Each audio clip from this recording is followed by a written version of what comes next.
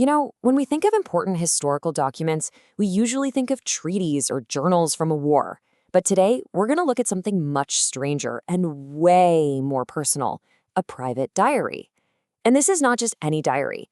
It's the logbook of a spiritual journey. And, well, it's filled with entries that are really going to make you question what's even possible. Okay, get this. Here's an entry from February 9th. Ishwaryam on an ant to give up its object and go back. Yes, you heard that right. He's logging an experiment on an ant. He's claiming he used some kind of power to make it turn around, and he notes that it actually worked. This isn't some vague, mystical feeling he's writing about. It's a specific, testable claim. Almost scientific. So that brings up the immediate question.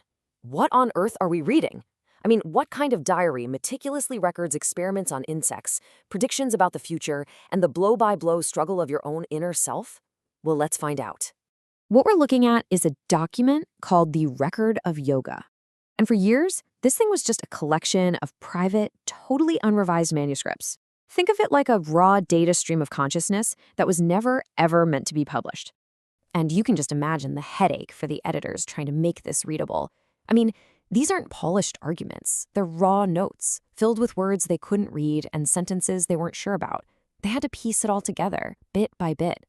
And honestly, that's what makes this so real. It's a genuine, messy, historical artifact. So, who's the kind of person who keeps a diary like this? Well, the author was Sri Aurobindo.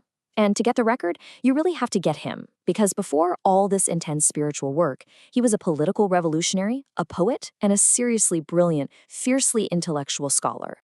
Right, so this wasn't some whimsical mystic living in the clouds.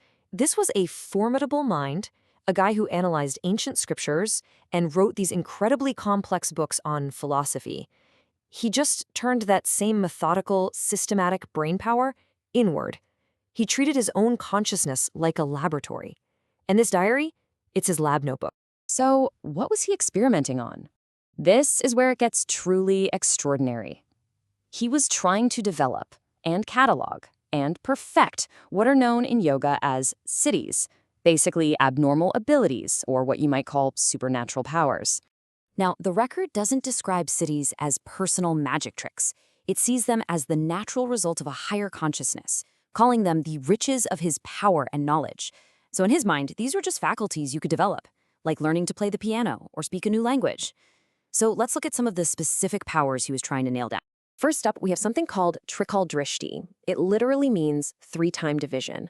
And this is the ability to know details about the past, present, and future, not by guessing or figuring it out, but through a kind of direct perception.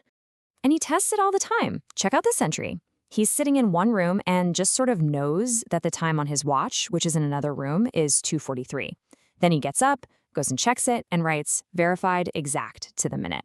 He does this kind of thing over and over, logging every hit and every miss. Next, there's Aishwarya. This is defined as the power of your will to directly affect things or events from a distance, with no physical contact at all. Remember that ant from the beginning? This is the power he claimed he was using.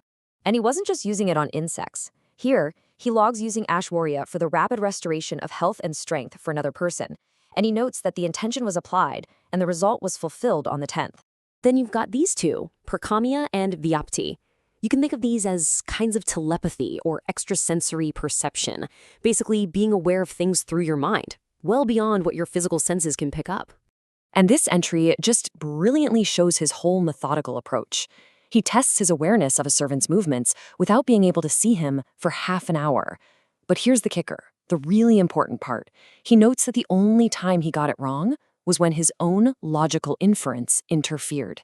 He's trying to separate the pure signal from the noise of his own thinking mind. Incredible. Now, look, if this diary were just a highlight reel of successes, you could probably dismiss it as a fantasy, right? But it's not. Not even close. The vast majority of the record is actually about the struggle, the failures, and just how incredibly hard this whole process was. Oh, sure, the diary is filled with these mind-bending claims. He logs predicting a friend's arrival down to the exact minute, knowing a total stranger was a detective without a single word being spoken, making a kite change its flight path just by willing it, even mentally getting a child to turn around and go move some mats. But for every one of those successes, there are entries like these. A siddhi basically means failure, the power just not working.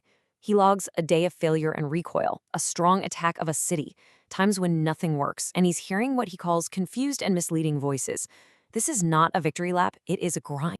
And that's what makes it so powerful. This isn't propaganda. It's a raw, unfiltered logbook. He's documenting every single trial, every error, every moment of doubt, and the sheer grit it took just to keep going. The diary even has these weird, mysterious diagrams in it, like this one. What is it? Honestly, nobody knows for sure. Maybe it's a map of inner forces or some kind of diagram of different states of consciousness. It just adds to the mystery, and it shows you how deep he was trying to go in charting this inner world. So, what was the point of all this? I mean, why spend years meticulously logging successes and failures with ants and telepathy? Was the goal just to get a bunch of cool supernatural powers? Well, the record is very, very clear on this. Absolutely not. Towards the end of his life, he kind of looks back on the whole experiment, and he concludes that for him, the theory of the yoga has been proved. Things like the perfect ability of the human being and even the possibility of the physical siddhis were now, in his mind, established facts. The powers were just the evidence, they weren't the goal. And this is the real takeaway. The siddhis, the powers, they were just byproducts. The real experiment was to see if human nature itself could be fundamentally changed, perfected, and evolved into a totally new state of being. The powers were just signposts on a much, much longer road. So it leaves us with this fascinating question to think about.